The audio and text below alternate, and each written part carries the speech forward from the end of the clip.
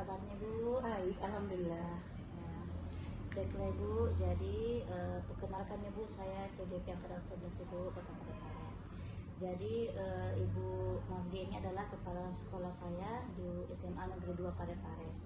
Baiklah Bu, jadi tujuan pertemuan kita hari ini Bu, di mana kami CDP diminta untuk melakukan praktik observasi atau wawancara terhadap analisis penerapan Ibu proses pengambilan keputusan berdasarkan pengetahuan yang sudah dipelajari Bu, di mana paradigma, prinsip pengambilan keputusan dan pengujian di masing-masing sekolah. Ya, baiklah Ibu.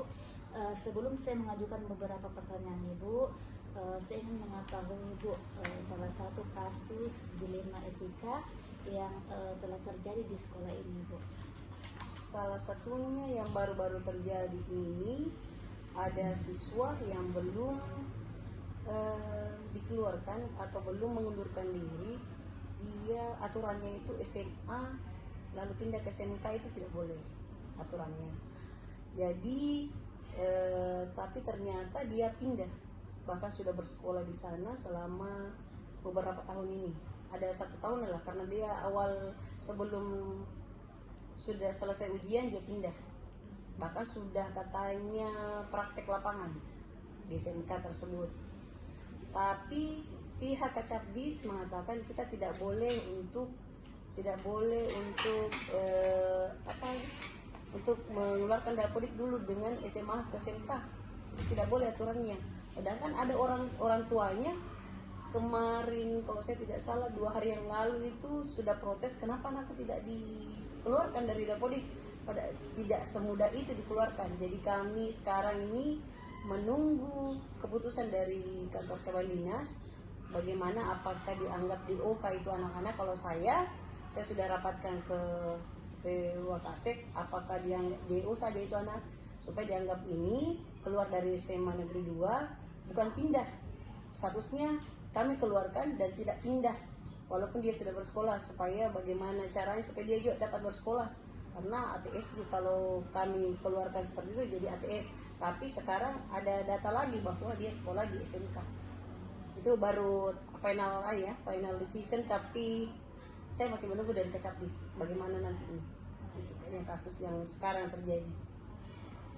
Jadi tadi kasusnya Bu, ada murid yang sudah pindah Ibu ya, tapi dapodiknya masih di sini ya. Cuma karena kami tidak keluarkan karena ternyata kan ada surat menerima dari sana, ternyata tidak boleh untuk SMA pindah ke SMK. Ya, aturannya. Itu berdasarkan aturan Iya. Baiklah Bu, jadi kita masuk ke pertanyaan pertama Bu. Selama ini bagaimana Ibu dapat mengidentifikasi kasus-kasus yang merupakan dilema etika tersebut Ibu? Dilihat dulu bagaimana kasus itu, apakah mana yang apakah beresiko, benar atau tidaknya kita akan juga dilihat juga. Misalnya seperti tadi, benarkah memang dia sudah sekolah di sana, kita cari tahu dulu informasinya. Begitu kalau saya tidak salah. Baru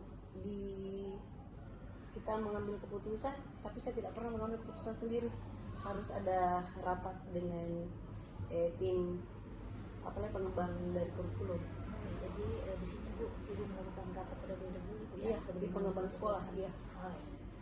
Baiklah Bu, pertanyaan selanjutnya Bu, selama ini bagaimana Ibu menjalankan pengambilan keputusan di sekolah, terutama untuk kasus di mana terdapat 2 kepentingan yang sama-sama benar atau sama-sama yang mengandung nilai kebajikan itu Bu?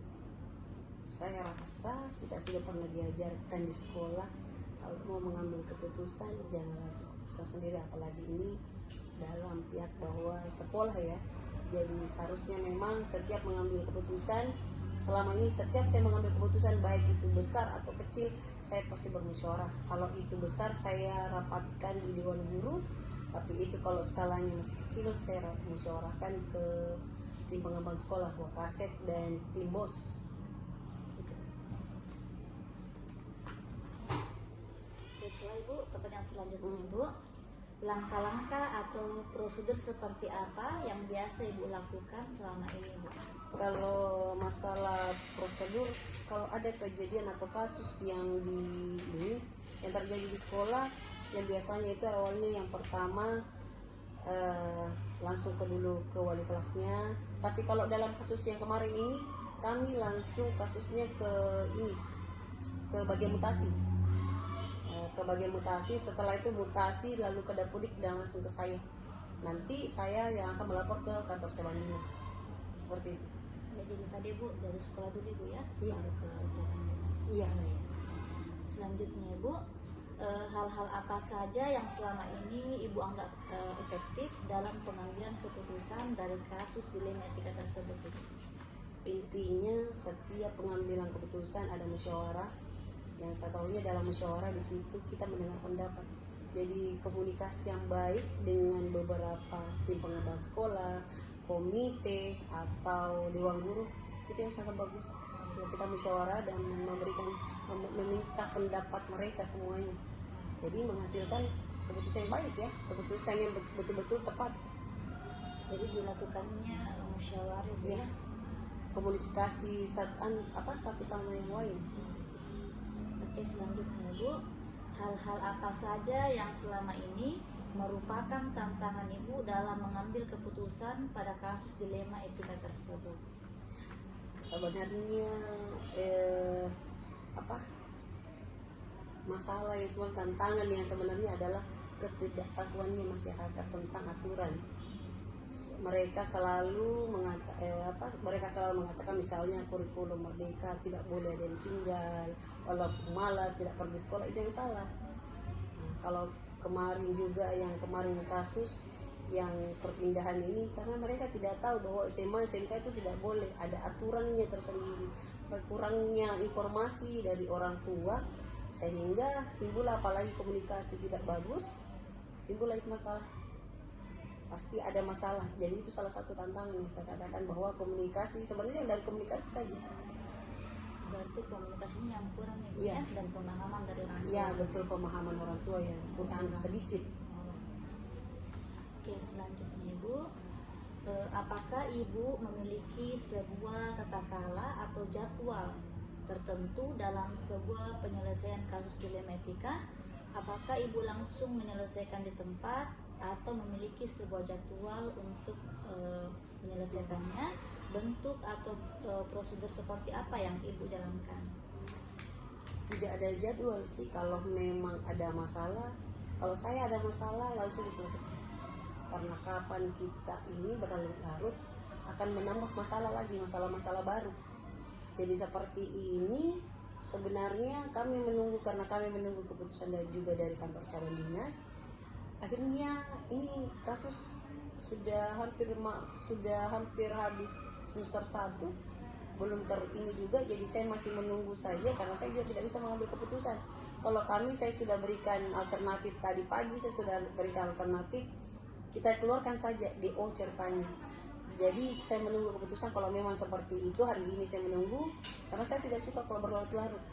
Jadi kalau jadwal tidak perlu penjadwalan, kecuali memang kasusnya betul-betul misalnya kedisiplinan, masalah kedisiplinan, itu mungkin dijadwal untuk pertemuan orang tua, wali kelas, dan guru BK, seperti itu. Jadi Ibu langsung menangani kasus tersebut Ya, Ibu ya? betul. Baiklah Ibu, selanjutnya, adakah seseorang Ibu atau faktor-faktor yang selama ini mempermudah atau membantu Ibu dalam pengambilan keputusan dalam kasus dilema tersebut Ibu? Iya, membantu saya semua segenap yang ada stakeholder di sekolah, baik itu tim pengembang sekolah, wakasek, tim bos, komite, dewan guru, semuanya membantu saya. Karena mereka lah saya bisa membuat keputusan yang bijak. Jadi adanya kerjasama Ibu? Ya, betul sekali. Iya, semuanya. Oke Bu, pertanyaan terakhir Ibu. Dari semua hal yang telah Ibu sampaikan, kira-kira Ibu pembelajaran apa yang bisa Ibu petik dari pengalaman Ibu dalam mengambil keputusan Ibu? Yang pengalaman yang bisa diambil di sini adalah komunikasi yang baik. Dengan komunikasi yang baik, bagaimanapun masalahnya pasti akan terpecahkan. Jadi semua masalah jangan ditanggung kepala sekolah sendiri, karena bukan kepala sekolah yang membuat, sebenarnya kami hanya final decision. Jadi semua kita telah dulu apa pendapatnya komite, apa pendapatnya dewan guru. Setelah kita cerna apa segala macam, kita mengambil kebijaksanaan yang kita mengambil keputusan yang betul-betul kita anggap baik dan minim dari risikonya. Jadi tadi Bu yang bisa dipetik itu adalah pentingnya musyawarah. Iya, pentingnya musyawarah. Semua pihak dari Semua, satu. iya. Baik Bu, terima kasih Bu atas waktunya Bu. Maaf Iya. mengganggu Bu. Iya, tidak apa-apa Ya, Ji Bu Nuri. sehat-sehat selalu Bu Iya, ya. amin, kita Iya. juga. Baiklah Bu, assalamualaikum warahmatullahi wabarakatuh Bu. Waalaikumsalam warahmatullahi wabarakatuh.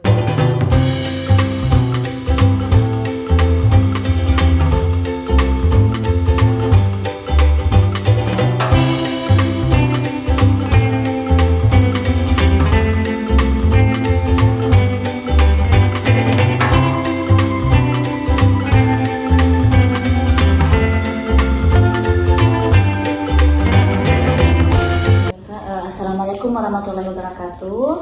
Waalaikumsalam warahmatullahi wabarakatuh. Bagaimana kabarnya Pak hari Ya, ini Pak? alhamdulillah sehat. Iya. Perkenalkan Pak, saya Indriani Saputri Pak, calon guru penggerak angkatan 11 Kota Parepare Pak. Saya berasal dari UPT SMA Negeri 2 Parepare Pak.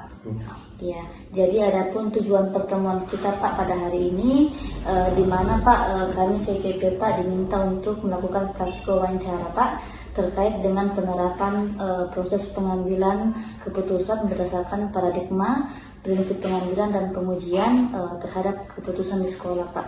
Nah, baik di sekolah asal saya Pak dan di sekolah lain Pak. Nah, baiklah Pak, jadi di sini Pak saya ingin menanyakan beberapa pertanyaan Pak. Sebelumnya itu Pak, saya ingin mengetahui dulu Pak, bisakah Bapak memberikan contoh Pak salah satu kasus dilema etika yang pernah terjadi di sekolah Bapak? Ya. Jadi kalau kasus yang sifatnya dilema etika itu sebenarnya ya biasa terjadi ya. Salah satu contoh yang bisa saya berikan kalau biasa yang terjadi di sekolah itu terkait siswa paskibraka ya. Siswa paskibraka itu kan dia harus mengikuti latihan selama 1 bulan sehingga tidak bisa mengikuti pelajaran. Nah, kasus dilema etika yang biasa muncul adalah terkadang ada juga guru yang tidak ingin memberikan nilai untuk siswa paskibraka ini karena dianggap tidak mengikuti proses belajar mengajar di kelas ya.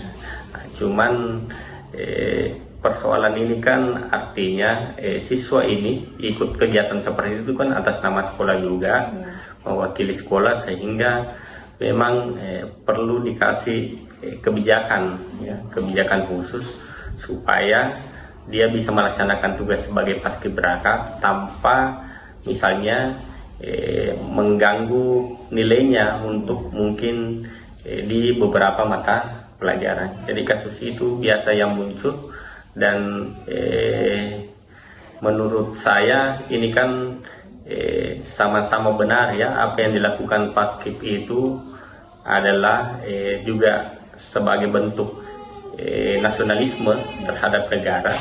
Nah, sementara dia juga dituntut supaya bisa mengikuti pelajaran di kelas. Jadi itu contoh kasus yang biasa terjadi. Oh, iya. Kalau dilema etika. Ya, baiklah Pak, jadi tadi contoh kasusnya terhadap anak paskibraka ya Pak dan guru di sekolah ya. Ya, baiklah Pak, kita masuk di pertanyaan pertamanya itu Pak. Selama ini bagaimana Bapak dapat mengidentifikasi kasus-kasus yang merupakan dilema etika tadi Pak? Kalau identifikasi kasus itu kan di sekolah kan ada namanya struktur organisasi ya. Jadi di SMA 5 Parepare, kalau di sekolah saya itu sendiri anak-anak diasramakan ya atau boarding school. Jadi kasus dilema etika ini biasanya muncul baik itu di lingkungan sekolah maupun di lingkungan asrama. Nah, di lingkungan sekolah itu tadi seperti yang saya contohkan di Paskib, ada juga terkadang di lingkungan asrama. Nah, untuk mengidentifikasi ini ya kita kan ada struktur itu dan kita biasa mengadakan semacam rapat. Baiklah Pak, selanjutnya Pak di sini selama ini Pak, bagaimana Bapak menjalankan keputusan di sekolah Bapak, terutama Pak untuk kasus-kasus yang dimana ada dua kepentingan Pak yang sama-sama benar atau sama-sama yang mengandung nilai kewajiban Pak? Iya, kalau cara menyelesaikannya tentu kita harus menggali informasi dari berbagai sumber, ya. Termasuk tadi yang saya contohkan itu saya harus menggali informasi dari BK, ya, dari wali kelas, biasa juga dari pembina asrama, dari kesiswaan terkait dengan anak ya, yang mengalami kasus terkait dengan dilema etika. Kemudian setelah informasi itu terkumpul itu kemudian kita musyawarahkan dengan semua unsur yang terlibat untuk memutuskan terkait dengan opsi apa yang harus diambil terkait dengan kasus yang dialami oleh anak tersebut. Ya, Pak. Selanjutnya Pak, langkah-langkah atau prosedur apa yang biasa Bapak lakukan selama ini Pak? Kalau langkah prosedurnya ya tentu untuk prosedur awal ya, kalau kasus-kasus yang sifatnya mungkin bisa diselesaikan di tingkat wali kelas atau BK ya cukup sampai di situ. Cuman ternyata ada juga memang kasus ketika ada perbedaan pendapat, teman-teman di bawah itu harus saya terlibat langsung untuk menyelesaikan persoalan itu. Jadi kalau langkah-langkah yang ditempuh ya tentu itu tadi ya, mencoba diselesaikan sendiri secara baik oleh teman-teman di bawah. Kalaupun belum selesai ya kita musyawarahkan di tingkat pimpinan yang melibatkan kepala sekolah, kemudian bagian kesiswaan, dan biasa juga kita libatkan orang tua kalau memang dibutuhkan. Oh iya, jadi tadi Pak langkah-langkahnya itu bisa bersama teman guru dulu Pak ya, Iya. wali kelas dan BK. Jika itu belum terselesaikan, dilanjut dengan pimpinan kepala sekolah, kesiswaan, dan orang tua. Iya. Oke, baiklah Pak. Jadi pertanyaan selanjutnya Pak, hal-hal apa saja yang selama ini Bapak anggap efektif dalam pengambilan keputusan pada kasus dilema etika ini Pak? Ya, kalau ditanyakan terkait dengan efektivitasnya ya itu tadi bagaimana kita menyelesaikan sebuah persoalan dengan melibatkan teman-teman dari semua struktur organisasi. Ketika informasi yang kita dapatkan itu lengkap terkait dengan persoalan, baik itu informasi dari wali kelas, kemudian dari guru BK, dari kesiswaan, dari pembina, insya Allah persoalan kasus dilema etika itu bisa kita putuskan dengan sangat baik ya. Apalagi kalau kita juga mendapatkan misalnya informasi dari orang tua siswa yang berkasus, dari temannya di sekolah atau di asrama, itu insya Allah keputusannya akan sangat baik. Oh iya. Jadi tadi Pak peran guru, wali kelas, guru BK, Iya. orang tua itu sangat penting ya Pak. Iya. Oke, baiklah Pak. Selanjutnya Pak, hal-hal apa saja Pak yang selama ini merupakan tantangan dalam pengambilan keputusan pada kasus dilema etika ini Pak? Jadi kalau tantangannya itu saya melihat itu cenderung pada terkadang ada perbedaan pandangan ya dari teman-teman guru terkait dengan kasus dilema etika itu sendiri. Saya contohkan misalnya yang saya utarakan tadi terkait dengan kasus siswa paskib. Terkadang kita berbeda pandangan. Ada teman-teman guru yang menganggap bahwa siswa paskib ini tidak boleh ditolerir ketika mereka meninggalkan kelas misalnya 1 bulan tidak ikut pembelajaran. Tapi ini kan mereka juga melaksanakan itu sebagai bentuk jiwa nasionalisme dan tentu mewakili sekolah dalam menjalankan tugas. Jadi bukan kepentingan pribadi. Jadi menyamakan persepsi lah ini yang menjadi tantangannya, bagaimana meyakinkan teman-teman yang punya pandangan berbeda itu bahwa kita harus mengambil keputusan yang mungkin tidak merugikan peserta didik. Seperti itu. Jadi tantangannya Pak itu tadi menyamakan sudut pandang. Iya, betul. Selanjutnya Pak, Apakah Bapak memiliki sebuah tata cara atau jadwal tertentu Pak dalam penyelesaian kasus dilema etika? Apakah Bapak langsung menyelesaikan di tempat atau memiliki sebuah jadwal untuk menyelesaikannya? Bentuk atau prosedurnya kira-kira seperti apa yang Bapak jalankan? Kalau jadwalnya itu ada yang sifatnya kita tetapkan dalam bentuk rapat evaluasi bulanan. Ya biasa juga sifatnya fleksibel, tergantung persoalan ya. Karena terkadang juga memang ada persoalan yang muncul di bawah, itu teman-teman langsung laporkan tanpa menunggu jadwal rapat berkala untuk menggali informasi-informasi yang sifatnya kasus dilema etika itu. Jadi ada dua yang kami pakai di SMA 5 Parepare, ya tergantung seberapa besar kasus tersebut untuk diselesaikan segera.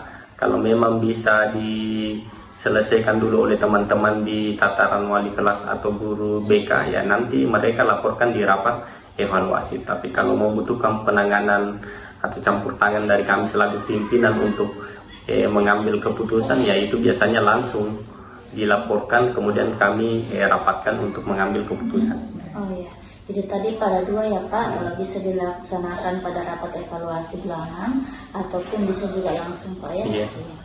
Baiklah Pak, pertanyaan selanjutnya, apakah ada seseorang ini Pak atau faktor-faktor yang selama ini mempermudah atau membantu Bapak dalam pengambilan keputusan kasus dilema etika tersebut? Ya, kalau yang mempermudah itu tadi komitmen dari teman-teman yang ada dalam struktur organisasi tersebut. Bagaimana komitmen mereka untuk membantu saya selaku pimpinan dalam mengelola manajemen sekolah, termasuk dalam penyelesaian kasus-kasus yang sifatnya dilema etika. Jadi ketika komitmen itu memang terbangun, ya teman-teman bisa menerima keputusan ketika misalnya kita sudah musyawarahkan, tidak ada riak yang muncul setelah keputusan itu diambil, itu tentu sangat membantu saya sehingga kasus-kasus yang sifatnya dilema etika ini kita bisa buatkan keputusan yang betul-betul tidak merugikan peserta didik. Jadi adanya Pak kolaborasi ya Pak bersama rekan-rekan guru di sekolah untuk mempermudah dalam pengambilan keputusan. Baiklah Pak, pertanyaan terakhir Pak, dari semua hal yang telah Bapak sampaikan tadi, kira-kira Pak pembelajaran apa yang dapat Bapak petik berdasarkan pengalaman Bapak dalam mengambil keputusan dilema etika ini Pak? Jadi kalau pembelajaran yang bisa dipetik itu sebenarnya adalah kolaborasi yang harus terbangun. Jadi ketika semua teman-teman itu memiliki komitmen untuk bekerja sama dengan baik dalam menyelesaikan keputusan, nah itu hasilnya akan baik. Tetapi ketika misalnya orang apa teman-teman di struktur organisasi acuh tak acuh, mungkin merasa ini bukan urusan saya, nah itu akan menjadi sebuah persoalan. Jadi dari pengalaman itu saya melihat bahwa memang kerjasama tim atau teamwork yang kuat yang perlu dibangun supaya manajemen sekolah ini utamanya dalam penyelesaian kasus-kasus yang bersifat dilema etika itu bisa terselesaikan dengan baik. Ya, jadi di sini Pak pentingnya kolaborasi ya Pak antara rekan-rekan guru di sekolah ataupun pihak-pihak yang ada di sekolah ya Pak. Ya baiklah Pak, saya rasa hanya itu yang dapat saya sampaikan dari Pak pertanyaannya. Terima kasih banyak Pak atas waktunya Pak, maaf mengganggu Pak. Iya. Sehat-sehat selalu Pak. Iya. Oke Pak, assalamualaikum warahmatullahi wabarakatuh. Iya, waalaikumsalam warahmatullahi wabarakatuh.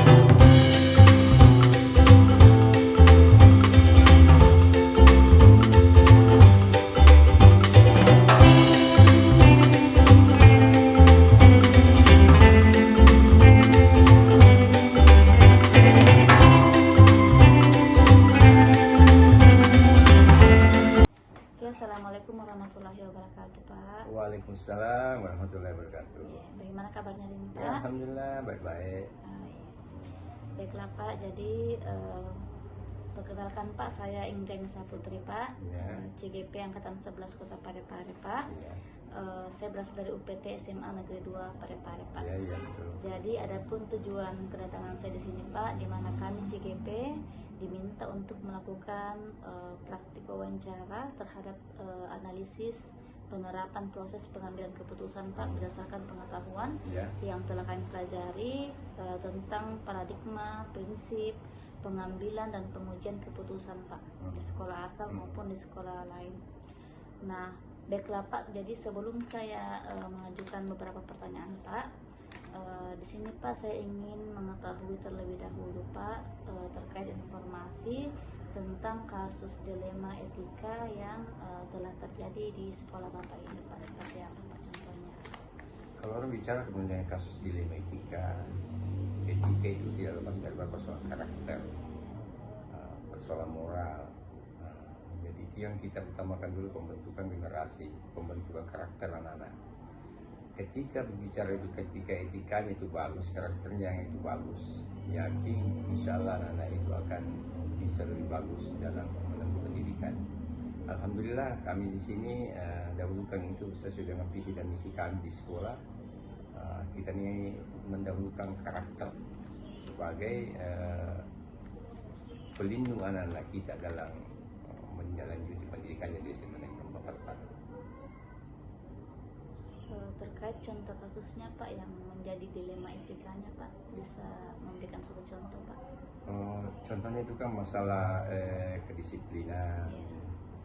Itu yang perlu kita bentuk anak-anak karakternya, dan itu yang sering terjadi, anak-anak malas, anak-anak berbicara tidak benar, dan itu kita tindaki dengan cara persuasif dan memberikan bimbingan dan membiasakan bicara yang baik, bicara membiasakan dia disiplin. Alhamdulillah anak-anak kita sudah terbiasa dengan model seperti itu.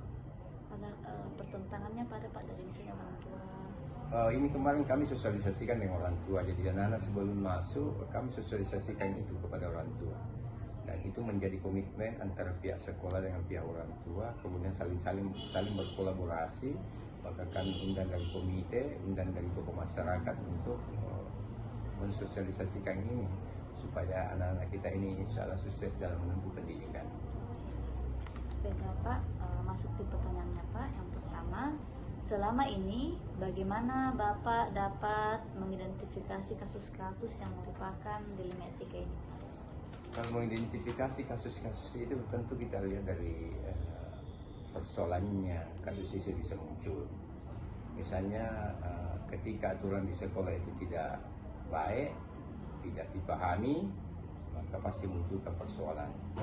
Tapi ketika itu dilakukan dengan baik dan diterima oleh seluruh unsur, orang tua, siswa, masyarakat, saya yakin itu bisa diterima dengan baik dan itu akan menjadi budaya di sekolah. Pak, jadi di sini adanya peranan mengidentifikasi dulu ya Pak? Iya, mengidentifikasi masalah itu, dan intinya bagaimana kita menggunakan persuasif, bukan dengan model kekerasan, baik itu antara guru dengan guru, siswa dengan siswa, siswa dengan guru, begitu sebaliknya, begitu dengan orang tua. Jadi kita menggunakan pendekatan kekeluargaan, pendekatan persuasif yang kita lakukan di sini. Jadi tadi caranya Pak itu identifikasi menggunakan pendekatan persuasif Pak ya? Pendekatan persuasif, iya. Baiklah Pak, selanjutnya Pak, selama ini bagaimana Bapak menjalankan pengambilan keputusan di sekolah ini, terutama untuk kasus-kasus di mana ada dua kepentingan Pak yang sama-sama benar ataupun sama-sama mengandung nilai kebajikan? Kalau suatu kepentingan yang sama-sama mengandung nilai kebajikan, saya pikir itu berjalan dua-duanya dan tidak saling berbenturan. Yang penting mereka memiliki tujuan yang sama dalam mencapai harapan-harapan untuk pembinaan anak-anak kita. Misalnya yang ada ada keinginan orang tua seperti ini, ada keinginan masyarakat seperti ini, ada keinginan guru seperti itu. Kemudian kita pertimbangkan, kita kolaborasi, ternyata sama-sama menguntungkan, sama-sama bisa membentuk generasi yang hebat. Apa salahnya kita mengadakan pertemuan supaya kita bisa menjadi komitmen, menjadi landasan kita untuk menindaklanjuti pembimbingan dan pembinaan anak-anak kita di sekolah. Jadi adanya kolaborasi ya Pak? Iya, dari kolaborasi. berbagai pihak. Tidak boleh terjadi sesuatu dengan baik tanpa kolaborasi. Oh iya Pak, betul sekali Pak. Selanjutnya Pak, langkah-langkah atau prosedur seperti apa yang biasa Bapak lakukan Pak selama ini? Kalau langkah-langkahnya, yang pertama yang harus kita lakukan membentuk komitmen dulu. Itu komitmen dulu antara orang tua, guru, masyarakat, itu kita bentuk komitmen. Kemudian mensosialisasikan. Ya. Kemudian sudah mensosialisasikan itu kita melakukan nih. Kalau sudah dilakukan kita mencek apakah itu berjalan dengan baik. Kemudian kita evaluasi apa ini hasilnya sesuai dengan harapan kita semua. Dan kalau sudah bagus, itu menjadi budaya di sekolah kita. Saya kasih contoh. Di sekolah ini dulunya persoalan kebersihan itu sangat susah. Karakternya anak susah. Tetapi ketika dibentuk menjadi komitmen dalam aktivitas keseharian anak-anak ketika masuk harus bawa sampah. Dan sampah itu harus dibuang di tempat sampah. Begitu juga ketika berada di dalam kelasnya, berada di luar kelasnya, maka sampah itu sekarang sudah menjadi musuh bagi kita semua. Dan alhamdulillah itu berjalan dengan baik. Nah, itu karena komitmen, itu karena ada kerjasama, itu karena ada tanggung jawab.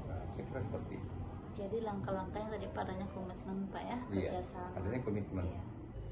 Oke, baiklah Pak. Selanjutnya pertanyaannya Pak, hal-hal apa yang selama ini Bapak anggap efektif dalam pengambilan keputusan Pak pada kasus dilema etika ini Pak? Kalau yang paling efektif, saya pikir itu kerjasama. Iya, itu kan paling efektif. Yang teamwork yang kita sudah bentuk itu harus dimaksimalkan. Jadi kalau sudah dimaksimalkan itu kita kerjasama, kita kolaborasi, itu yang paling efektif sekali dalam mengambil kebijakan.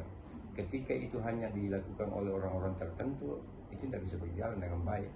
Tapi ketika itu dilakukan dengan teamwork, kolaborasi, semua unsur itu terlibat, saya kira tidak ada masalah, itu berjalan dengan baik.